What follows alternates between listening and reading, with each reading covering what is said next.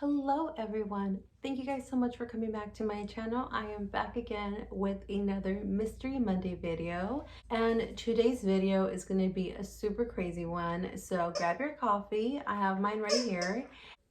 Again, if you guys hear any weird noises, it most likely will be my dog because he's crazy. I'm gonna show him to you guys because I want you guys to see the little devil that is always doing crazy stuff in my video. This is Buddy. He is my almost 10-year-old Maltese mixed with poodle. Look at this little face right here. He is so crazy, you guys, and I know he's already getting older. He's gonna be 10. He's actually a really crazy and active dog, and yeah, he wants to get back to his toy, so off he goes. But yeah, you guys, that's a little devil that makes all that noise in all my videos. But let's get into the video. So today we are going to be talking about social worker Georgia Tann. If you guys are not familiar with her, I actually was not familiar with her either, but I recently went to Target and I was looking at the book section and I picked one up called When We Were Yours by Lisa Wingate, and I was reading the back of the book, and that's when I actually came across the fact that it was based on a true story with Georgia Tann. Georgia Tann actually worked as a social worker for so many years. Eventually, it was found out that she was actually kidnapping and selling babies. So let's get into it because this is a really crazy and sad story. So Beulah Georgia Tann was born in July 18th, 1891 in Philadelphia, Mississippi. She was actually named after her parents. Her mom's name was Beulah and her dad's name was George. So she took the name Beulah Georgia. She was most commonly known as Georgia Tann.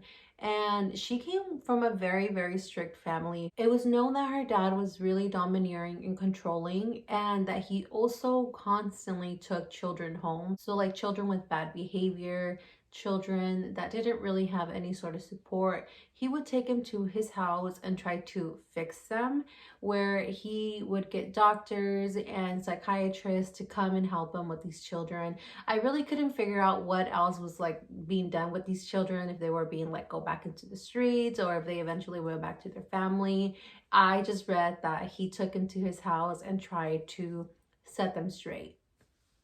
So like I said, her dad was a very, very known person, and he was really controlling, and he wanted Georgia to become a concert pianist. So she took piano lessons from a young age, and her dad wanted her to pursue that career.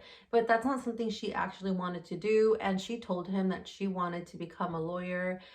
She even ended up passing the bar exam, but he completely did not allow her to do that. He told her that it was not something that a woman at that time, it was not a career she should have pursued. It's not something that was common for a woman to do. Even though he got his law degree and ended up becoming a judge, he did not want the same for his daughter, because he was pretty much afraid that if she followed those footsteps, she would never get married. However, she didn't even have intentions on getting married. She didn't want to get married. She didn't want to have kids.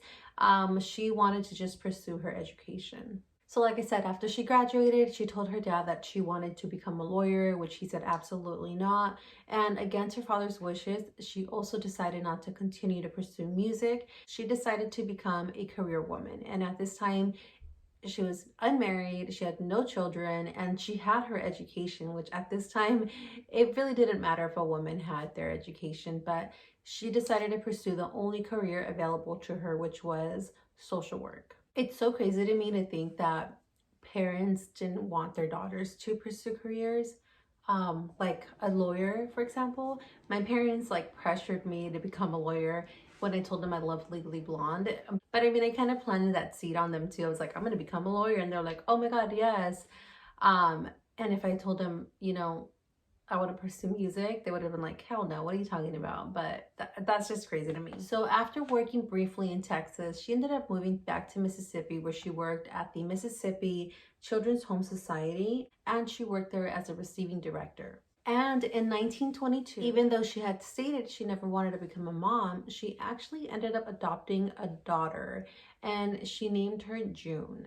And while she was working there, she actually also met a woman by the name of Anne Atwood. Anne actually ended up getting pregnant by her husband, who I believe had passed away, and she was left with an infant baby. Georgia ended up adopting Anne, even though Anne was literally only a few years younger than her. It wasn't like she adopted a teenager, or, you know, she just adopted a grown woman who had an infant. It was actually very common for same-sex relationships to do this because they couldn't get married. So when they adopt someone, it allows them to transfer properties or trust. They can transfer that over to each other because at that point they are considered family. Even though, for example, when Georgia adopted Anne, at that point she was considered her daughter. They actually did not have a mother-daughter relationship. They were in an actual partner relationship, and that was really the only way that they can make sure that if anything happened to Georgia or vice versa, anything happened to Anne, they were both going to be safe. So, of course, same-sex marriage was not something that was accepted back then. And Anne and Georgia ended up hiding their relationship for the rest of their years. I did read that a couple of really close friends knew about it and never really said much or even pointed it out. But other than that, a lot of other people didn't know about it. And these two women, they ended up becoming really good friends with very important and influential people. I mean, they were pretty much up there. Their status was pretty high in the town that they were from. So they ended up getting away with a lot. After a while, they ended up moving to Memphis, Tennessee, because at her prior work location, Georgia got called out for doing some very questionable things when it came to child placing and adoptions. And they were like, you're not here. They ended up pretty much firing her, and she ended up relocating to Memphis, Tennessee. My neighbor is screaming. I hope you guys can't hear her. I just realized that she's screaming behind my video. So after they moved, Georgia started working as an executive secretary at the Tennessee Children's Home Society. A lot of the coworkers here ended up stating that she was known to be super aggressive, and they almost never liked to work with her. So then in 1924, this is when shit started to get real. This is actually when she started trafficking children. One of the most common things she did was drive around impoverished neighborhoods, and she looked for children that she considered to be beautiful children. So she normally looked for the blonde-haired, blue-eyed, light-skinned children, and that's when she would lure them. And if children approved, she would take them and they would never see their families again, which if I was a kid and someone was like, do you want to come and see my shiny black car? I would have been like, no, why would I want to see that? It was known that during 1940 and 1950, 80% of the children that were coming out of that foster home were all going to residents in California and New York. Georgia had two women that worked for her in the home. So pretty much these two women would each get children from Georgia, and one would drive to California and one would drive to New York. Their names were Emma Walton and Regina Warner. The reason to why Georgia started doing this was because she realized that she could make a lot of money doing this. She charged so much money to pretty much sell these kids. So she was charging a lot of money for these children, but she would charge the parents that wanted to adopt, she would charge them for background checks that she was actually not even completing, paperwork that, like, I don't really remember how much she was charging, but she was charging like double or triple more than what you normally would pay. And then she would charge them for air travel. Even if they had to drive, she would charge them for tickets for air travel per kid and per person. She was just charging these massive amounts to people that were trying to adopt children. And to top it off, she was kidnapping these children, and it's not like they were in the system. Like, if they had children in the system, she didn't even care about those. She wanted the ones that she knew would sell. And during this time of her being in the whole foster system, like as a social worker, this was when that county had a massive amount of children in foster homes and foster care.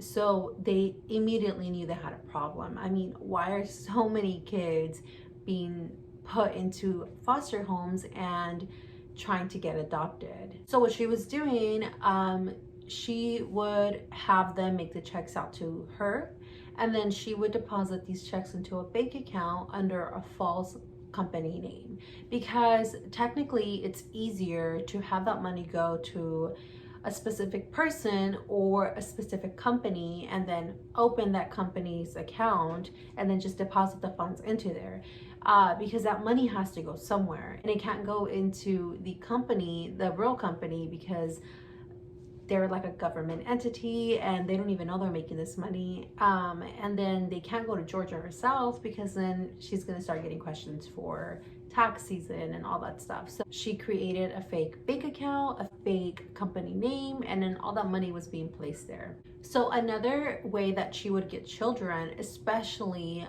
newborn babies, because people love babies. That's usually, it's sad, but when it comes to adoption, a lot of people look for babies, like infants, babies, or really, really young children. And she knew that that was a great target to look for. So what she would do, I'm telling you guys, she had a lot of connections, and she had connections at the hospital. So what she would do is people would tell her that this single mother was at the hospital giving birth. She would go to the hospital, get the mother by herself, and threaten her, letting her know that she needed to take that child. She would also, if women were in prison and they were giving birth, she would also have connections in prison that can let her know, and she would go take the children, and then they would sometimes even tell the mothers that the child died. Like, for example, if they were giving birth out of prison, and they would tell them, oh, you know, there's complications with this baby, Georgia would take the baby, and then the mother would be told that the baby died. So, I mean, that's devastating. But the worst part was the fact that after everything she was doing to these poor mothers, she realized that her demand for babies and children, specific children, was so high that she eventually led to kidnapping, which she was already doing that. But that's when the whole car thing comes into play. She would go and lure kids into her car, and then she would also go to like a child daycare and tell them, oh, you know, that child needs to come with me, I'm a social worker, we're looking into their parents. And then when the parents will show up to pick up their kids, they were being told that a social worker went to claim the kid. So, you know, usually as a kid you're told the boogeyman looks like this. It's a man, they're asking you to go to their car. But women, you tend to trust them even more, especially older women, you know what I mean? You're told to respect your elders. So, I mean, it's insane to me that the woman that is kidnapping these kids is an older woman that seems trusting. And the biggest part was that she was kidnapping children from single mothers, usually because she wanted them to feel like they had no support and they had no other options. And she would threaten people, and overall, all the people that came across her stated that she was a very aggressive and scary woman. One of the most common things she did to kind of eliminate any sort of trace, she would alter or destroy birth records and any sort of record with the child, so that they couldn't really trace where that kid was going, and there was no sort of connection of a missing child and the child that was put up for adoption. Again, like I said, Georgia had really strong connections around this county. One of her connections was actually a Memphis family court judge by the name of Camille Kelly, and this judge would help Georgia when it came to family and children cases. And this judge would take kids away for no reason.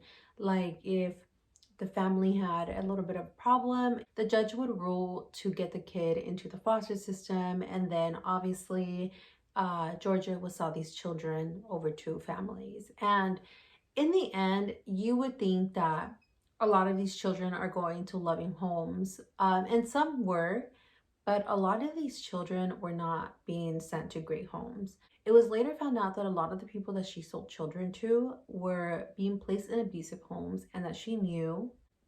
And the worst part is the fact that a lot of them were being sold for labor. A lot of the kids were sold to families that had farms and they needed help with labor.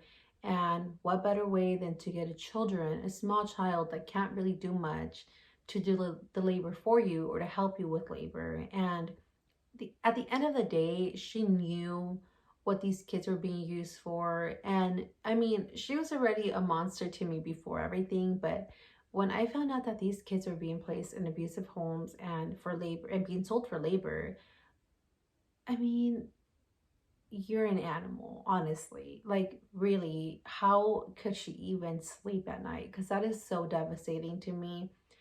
And even if these kids came from impoverished homes and they had parents that struggled, you're not anyone to take children away from their home. You know what I mean? Unless you have solid evidence that something is happening. So, during her time of kidnapping children, before they were actually given up for adoption or sold, she had a couple of children that she would take care of. A lot of kids ended up dying in her care. She would starve them, she would neglect them, she abused them, and a lot of children um, have actually not been found. Like, they know that she kidnapped over a certain amount. They know a lot of these children died under her care, and some were never found. And another thing was the fact that the children that were being sold were so high in demand that they didn't have enough nurses to care for these kids. And a lot of the nurses that were actually working there were not even trained because they were so high in demand that they were just literally being placed there to work. So they didn't know how to properly care for these children. And again, a lot of children died because of these circumstances. Another thing that was found out was that a lot of the children that they could not kind of handle, that had a really bad behavior, they were often sedated, and sometimes to the point where they were never the same again. It is not known how many children actually died in her care, but they estimated that it was around 500 children. These poor children, I mean, oh man. And that whole sedation part really reminded me of the Queen's Gambit.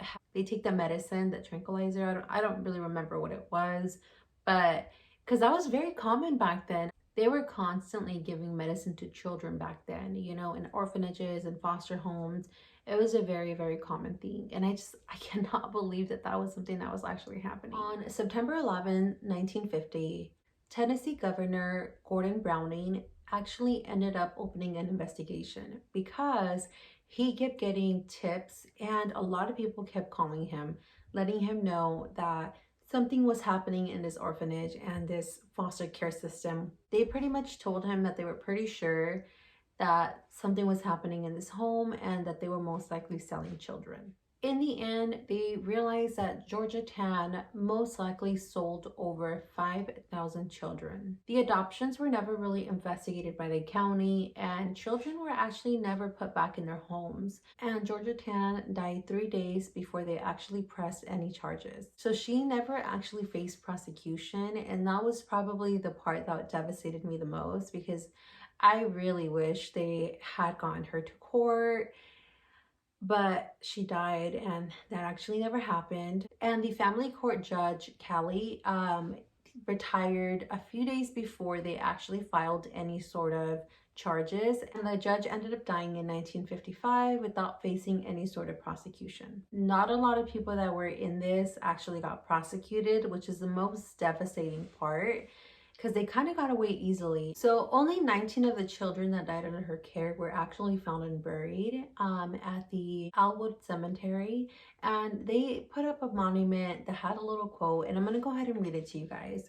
In memory of the 19 children who finally rest here, unmarked, if not unknown, and of all the hundreds who died under the cold, hard hand of the Tennessee Children's Home Society. Their final place unknown, their final peace a blessing, the hard lesson of their fate change, adoption procedures, and law nationwide. Yeah, you guys, that's the case of Georgia Tann. Let me know what you guys think. Again, I found this to be so devastating, and more than anything, I found her to be such a monster. I hope that these children and the families that had to suffer through this find some sort of peace, but I don't know if that's possible. Yeah, so let me know what you guys think about this case. Remember to like, subscribe, and comment down below letting me know what else you guys would like to see. Other than that, I hope you guys have a good rest of your day, and yeah.